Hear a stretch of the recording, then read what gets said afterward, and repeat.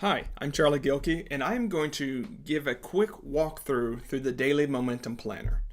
As you might imagine, the Daily Momentum Planner is the planner to use when you're wanting to figure out what projects you're going to get done today and build your daily momentum. The Daily Momentum Planner has 5 main working areas. It has today's projects, scheduled events, supporting tasks, emergent tasks, and today's schedule. It also has a notes block down here just because we realize you need a freeform area to catch your ideas. So what we'll see here is that the first things that we want to look at is what's today's projects and what are today's schedules events. Those two will determine what your creative capacity and what your capacity is going to be. If I had a lot of meetings and a lot of things on that thing, I would have fewer projects that I would be able to do, although I still might put them down there just so that I know that they're there. After that, we have supporting task. Remember, the chief difference is between a project and a task is that a project requires multiple tasks to complete, and a task can normally get done in one go. So you can see that my main project here is record the Momentum Planner screencast, and I have record the Daily Momentum Planner screencast as my project number 1. I can do that when I've got good but not fantastic energy, and it's related to project 1 there.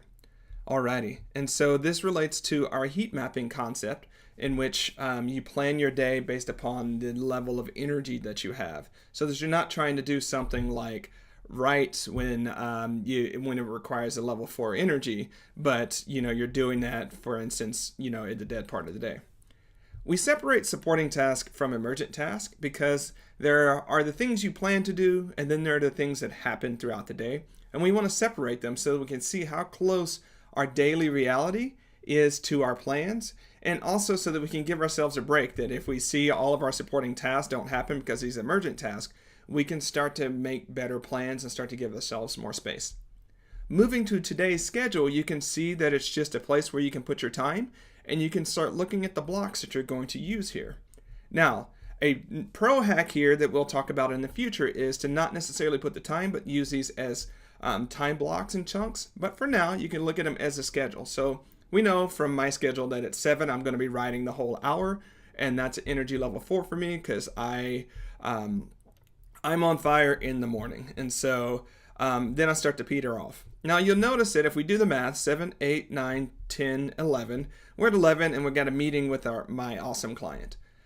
And you'll see that I jump from 11 to 2. Why do I do that? Well, because I know that my meeting is going to take a certain amount of time. I don't need to plan for that. It's already in the schedule, as it were. So it just removes some of the clutter. You can see that I have break, and you'll see that I have lower energy at 2 after I'm off with my client. So you don't have to use these sequentially. You can use them to shape your day in a different way. So that is the Daily Momentum Planner. It's a fantastic tool to help you focus on what projects and tasks you need to get done today, and to keep your building the momentum so that you can start finishing the stuff that matters. Thank you.